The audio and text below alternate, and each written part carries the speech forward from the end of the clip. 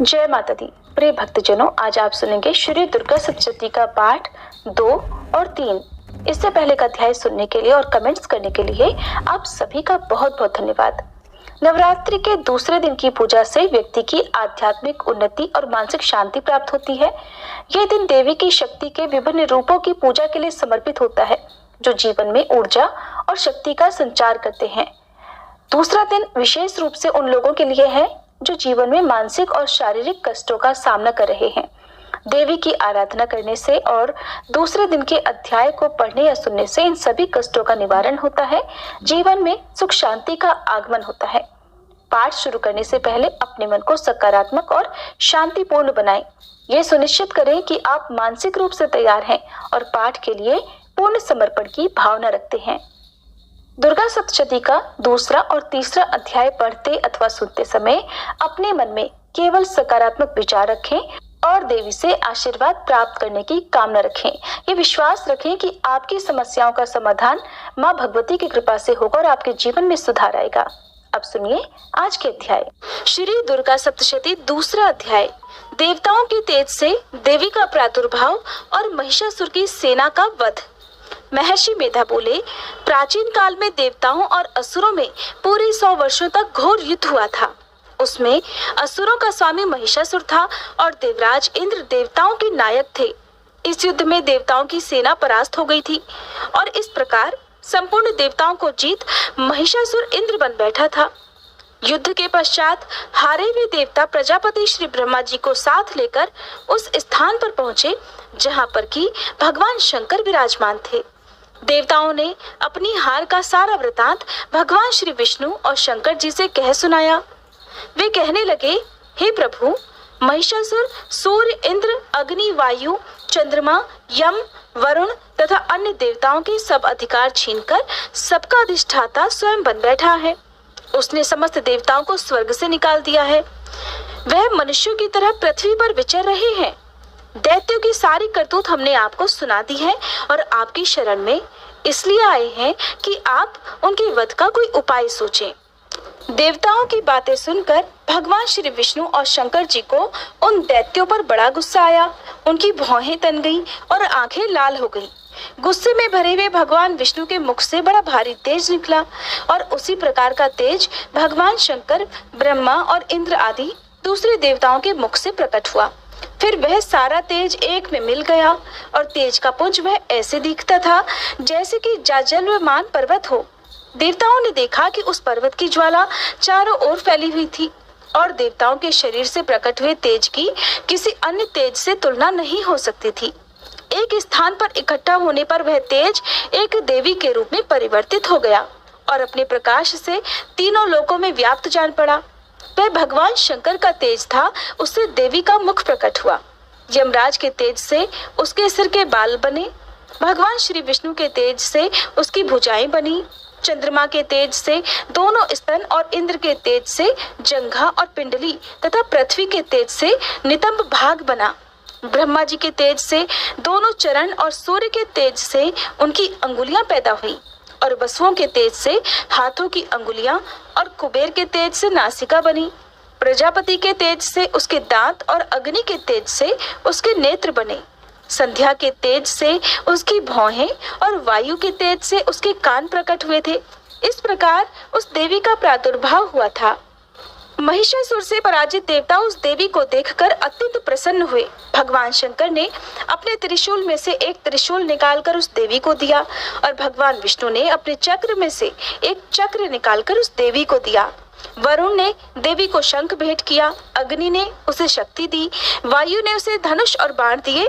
सहस्त्रों नेत्रों वाले श्री देवराज इंद्र ने उसे अपने वज्र से उत्पन्न करके एक वज्र दिया और ऐरावत हाथी का एक घंटा उतारकर देवी को भेंट किया। यमराज ने उसे काल दंड में से एक दंड दिया। वरुण ने उसे पाश दिया। प्रजापति ने स्फटिक की माला दी और ब्रह्मा जी ने उसे कमंडल दिया। सूर्य ने देवी के समस्त रोमों में अपनी किरणों का तेज भर दिया।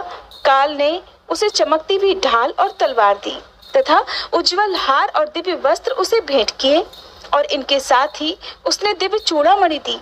2 कुंडल, कंकड़, उज्जवल अर्धचंद्र, बाहों के लिए बाजूबंद, चरणों के लिए नुपुर, गले के लिए सुंदर हंसली और अंगुलियों के लिए रत्नों की बनी हुई अंगूठियां उसे दी। विश्वकर्मा ने उनको फरसा दिया और उसके साथ ही कई प्रकार के अस्त्र और अभेद्य कवच दिए। और इसके अलावा उसने कभी न कुमलाने वाले सुंदर कमलों की मालाएं भेंट की। समुद्र ने सुंदर कमल का फूल भेंट किया। हिमालय ने सवारी के लिए सिंह और तरह तरह के रत्न देवी को भेंट किए। यक्षराज कुबेर ने मधु से भरा हुआ पात्र और शेषनाग ने उन्हें बहुमूल्य मणियों से विभूषित नाग हार भेंट किया। इसी तरह दूसरे देवी देवताओं ने भी उसे आभूषण और अस्त्र देकर उसका सम्मान किया। इसके पश्चात देवी ने उच्च स्वर से गर्जना की। उसके इस भयंकर नाद से आकाश गूंज उठा। देवी का वह उच्च स्वर से किया हुआ सिंहनाद समा नहीं सका। आकाश उसके सामने छोटा प्रतीत होने लगा। उससे बड़े जोर की प्रतिध्वनि हुई, जिससे समस्त विश्व में हलचल मच गई और समुद्र कांप उठे, पृथ्वी डोलने लगी और सब के सब पर्वत हिलने लगे।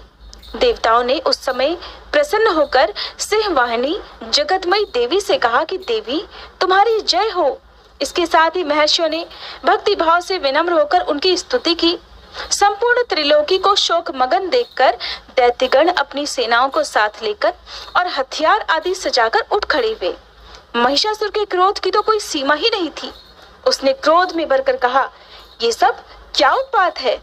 फिर वह अपनी सेना के साथ उस ओर दौड़ा जिस ओर से वह भयंकर नाद का शब्द सुनाई दिया था। और आगे पहुंचकर जब उसने देवी को देखा, जो कि अपनी प्रभा से तीनों लोगों को प्रकाशित कर रही थी, उसके चरणों के बाहर से पृथ्वी दबी जा रही थी, माथे के मुकुट से आकाश में एक रेखा सी बन रही थी और उसके धनुष की टंकार से सभी लोग क्षुब्ध हो रहे थे। देवी अपनी सहस्त्रों भुजाओं को संपूर्ण दिशाओं में फैलाए खड़ी थी। इसके पश्चात उनका दैत्यों के साथ युद्ध छिड़ गया और कई प्रकार के अस्त्र शस्त्रों से सबकी सब दिशाएं उद्भाषित होने लगी। महिषासुर की सेना का सेनापति चिक्षुर नामक एक महान असुर था। वह आगे बढ़कर देवी के साथ युद्ध करने लगा और दूसरे दैत्यों की चतुरंगिणी सेना साथ लेकर चामर भी लड़ने लगा। 60,000 महारथियों को साथ लेकर उदग्र नामक महादैत्य आकर युद्ध करने लगा और महाहनु नामक असुर 1 करोड़ रथियों को साथ लेकर, असिलोमा नामक असुर 5 करोड़ सैनिकों को साथ लेकर युद्ध करने लगा। वाशकल नामक असुर 60 लाख असुरों के साथ युद्ध में आ डटा। विडाल नामक असुर 1 करोड़ रथियों सहित लड़ने को तैयार था। इन सब के अलावा और भी हजारों असुर हाथी और घोड़ा साथ लेकर लड़ने लगे और इन सब के पश्चात महिषासुर करोड़ों रथों, हाथियों और घोड़ों सहित वहां आकर देवी के साथ लड़ने लगा। सभी असुर तोमर, भिंदीपाल, शक्ति, मूसल, खड्गों, फरसों, पट्टियों के साथ रणभूमि में देवी के साथ युद्ध करने लगे। कई शक्तियां फेंकने लगे तो कोई अन्य शस्त्रादि। इसके पश्चात सबके सब दैत्य अपनी अपनी तलवारें हाथों में लेकर देवी की ओर दौड़े और उसे मार डालने का उद्योग करने लगे। मगर देवी ने क्रोध में भरकर खेल ही खेल में उन सब के अस्त्र शस्त्रों को काट डाला। इसके पश्चात ऋषियों और देवताओं ने स्तुति प्रारंभ कर दी और वह देवी स्तुति से प्रसन्न होकर असुरों के शरीर पर अस्त्र शस्त्रों की वर्षा करती रही। देवी का वाहन भी क्रोध में भरकर दैत्य सेना में इस प्रकार विचरने लगा जैसे कि वन में दावानल फैल रहा हो। युद्ध करती हुई देवी ने क्रोध में भरकर जितने श्वासों को छोड़ा वह तुरंत ही सैकड़ों हजारों गणों के रूप में परिवर्तित हो गए। फरसे, भिंदीपाल, खड्ग तथा पट्टिस इत्यादि अस्त्रों के साथ दैत्यों से युद्ध करने लगे। देवी की शक्ति से बढ़े हुए वह गण दैत्यों का नाश करते हुए ढोल, शंख और मृदंग आदि बजा रहे थे। फिर देवी ने त्रिशूल, गदा, शक्ति, खड्ग इत्यादि से सहस्त्रों असुरों को मार डाला। कितनों को घंटे की भयंकर आवाज से ही हमलोग पहुंचा दिया। कितने ही असुरों को उसने पास में बांधकर पृथ्वी पर धर घसीटा। कितनों को अपनी तलवार से टुकड़े टुकड़े कर दिया और कितनों को गदा की चोट से धरती पर सुला दिया। कई दैत्य मूसल की मार से घायल होकर रक्त वमन करने लगे और कई शूल से छाती फट जाने के कारण पृथ्वी पर लौट गई और कितनों की तो बाण वर्षा से कमर ही टूट गई। देवताओं को पीड़ा देने वाले दैत्य कट कट कर मरने लगे। कितनों की बाहें अलग हो गई, कितनों की ग्रीवाएं कट गई, कितनों के सर कटकर दूर भूमि पर लुढ़क गए। कितनों के शरीर बीच के ही धड़ से हाथ में शस्त्र लिए हुए लड़ रहे थे और दैत्य रह रहकर ठहरो ठहरो कहते हुए देवी को युद्ध के लिए ललकार रहे थे। जहां पर ये घोर संग्राम हुआ था, वहां की भूमि रथ, हाथी, घोड़े और असुरों की लाशों से भर गई थी और असुर सेना के बीच में रक्तपात होने के कारण वहां रुधिर की नदियां बह रही थीं। इस तरह देवी ने असुरों की विशाल सेना को क्षण भर में ही इस तरह से नष्ट कर डाला जैसे तृण काष्ठ के बड़े समूह को अग्नि नष्ट कर डालती है। और देवी का सिंह भी गर्दन के बालों को हिलाता हुआ और बड़ा शब्द करता हुआ असुरों के शरीर से मानो उनके प्राणों को ढूंढ रहा हो। वहां देवी के गणों ने जब दैत्यों के साथ युद्ध किया तो देवताओं ने प्रसन्न होकर आकाश से उन पर पुष्प वर्षा की। श्री दुर्गा सप्तशती तीसरा अध्याय, सेनापतियों सहित महिषासुर का वध। महर्षि मेधा ने कहा, महिषासुर की सेना नष्ट होती देखकर उस सेना का सेनापति चिक्षुर क्रोध में भरकर देवी के साथ युद्ध करने के लिए आगे बढ़ा। वह देवी पर इस प्रकार बाणों की वर्षा करने लगा मानो सुमेरु पर्वत पानी की धार बरसा रहा हो। इस प्रकार देवी ने अपने बाणों से उसके बाणों को काट डाला तथा उसके घोड़ों और सारथी को भी मार दिया। साथ ही उसके धनुष और उसकी अत्यंत ऊंची ध्वजा को भी काटकर नीचे गिरा दिया। उसका धनुष कट जाने के पश्चात उसके शरीर के अंगों को भी अपने बाणों से बींध दिया। धनुष, घोड़ों और सारथी के नष्ट हो जाने पर वह असुर ढाल और तलवार लेकर देवी की तरफ आया। उसने अपनी तीक्ष्ण धार वाली तलवार से देवी के सिंह के मस्तक पर प्रहार किया और बड़े वेग से देवी की बाईं भुजा पर वार कर दिया। किंतु देवी की बाईं भुजा को छूते ही उस दैत्य की तलवार टूटकर 2 टुकड़ों में बट गई। इससे दैत्य ने क्रोध में भरकर अब शूल हाथ में ले लिया और उसे भद्रकाली देवी की ओर फेंका। देवी की ओर आता हुआ वह शूल आकाश से गिरते हुए सूर्य के समान प्रज्वलित हो उठा। उस शूल को अपनी ओर आते हुए देखकर देवी ने भी शूल छोड़ा और महाअसुर के शूल के 100 टुकड़े कर डाले। साथ ही महाअसुर के प्राण भी हर लिए। चिक्षुर के मरने पर देवताओं को दुख देने वाला चामर नामक दैत्य हाथी पर सवार होकर देवी से लड़ने के लिए आया और उसने आने के साथ ही शक्ति से प्रहार कर दिया। किंतु देवी ने अपनी हुंकार मात्र से ही उसे तोड़कर पृथ्वी पर डाल दिया। शक्ति को टूटा हुआ देखकर दैत्य ने क्रोध से लाल होकर शूल चलाया, किंतु देवी ने उसे भी काट डाला। इतने में देवी का सिंह उछलकर हाथी के मस्तक पर सवार हो गया और दैत्य के साथ बहुत ही तीव्र युद्ध करने लगा। फिर वह दोनों लड़ते हुए हाथी पर से पृथ्वी पर आ गिरे और दोनों बड़े क्रोध से लड़ने लगे।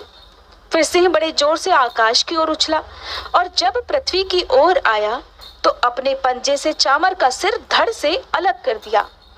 क्रोध में भरी हुई देवी ने शिला और वृक्ष आदि की चोटों से उदग्र को भी मार दिया। कराल को दांतों, मुक्कों और थप्पड़ों से चूर कर डाला। क्रुद्ध हुई देवी ने गदा के प्रहार से उद्धत दैत्य को मार गिराया। भिंदीपाल से वाशकल को, बाणों से ताम्र तथा अंधक को मौत के घाट उतार दिया।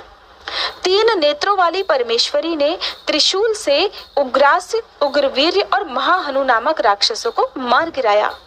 उसने अपनी तलवार से विडाल नामक दैत्य का सिर काट डाला तथा अपने बाणों से दुर्धर और दुर्मुख राक्षसों को यमलोक पहुंचा दिया।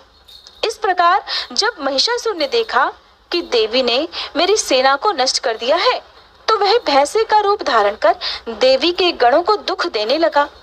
उन गणों में कितनों को उसने मुख के प्रहार से, कितनों को खुरों से, कितनों को पूंछ से, कितनों को सींगों से और बहुतों को दौड़ने के वेग से, अनेकों को सिहनाद से, कितनों को चक्कर देकर और कितनों को श्वास वायु के झोंकों से पृथ्वी पर गिरा दिया।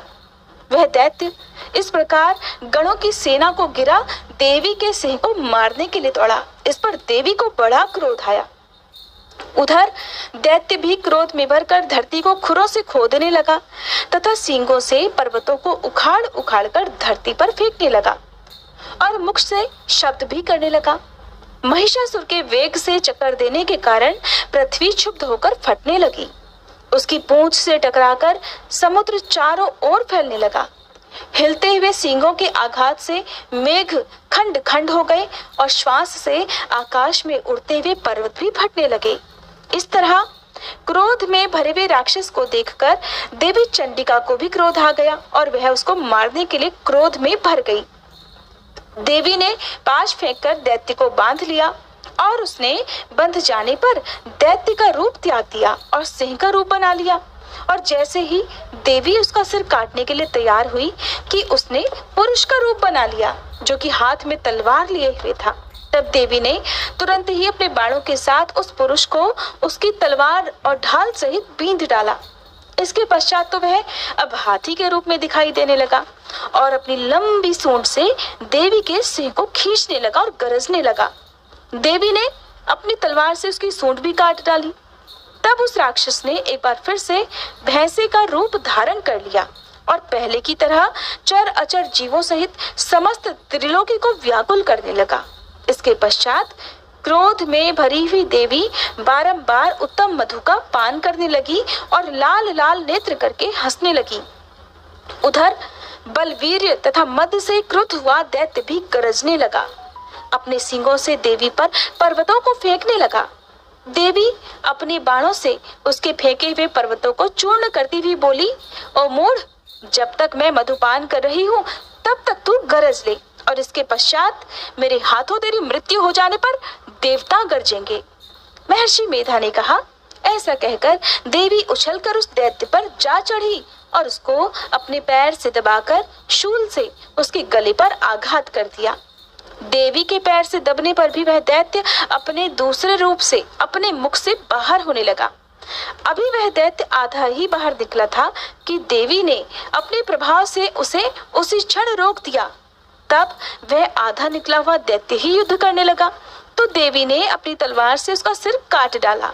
इसके पश्चात सारी राक्षस सेना हाहाकार करती हुई वहां से भाग खड़ी हुई और सब देवता अत्यंत प्रसन्न हुए तथा ऋषियों महर्षियों सहित देवी की स्तुति करने लगे। गंधर्वराज गान करने और अप्सराएं नृत्य करने लगी। जय माता दी। श्री दुर्गा सप्तशती के आज के अध्याय पूर्ण हुए। इसके आगे का वृत्तांत आप सभी अगले अध्याय में जरूर सुनिएगा।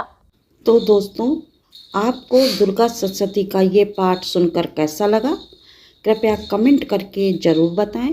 वीडियो पसंद आया हो तो लाइक करें और अपने दोस्तों के साथ शेयर करें। ऐसी ही और भी बहुत सारी कहानियों को सुनने के लिए चैनल को सब्सक्राइब जरूर करें। धन्यवाद।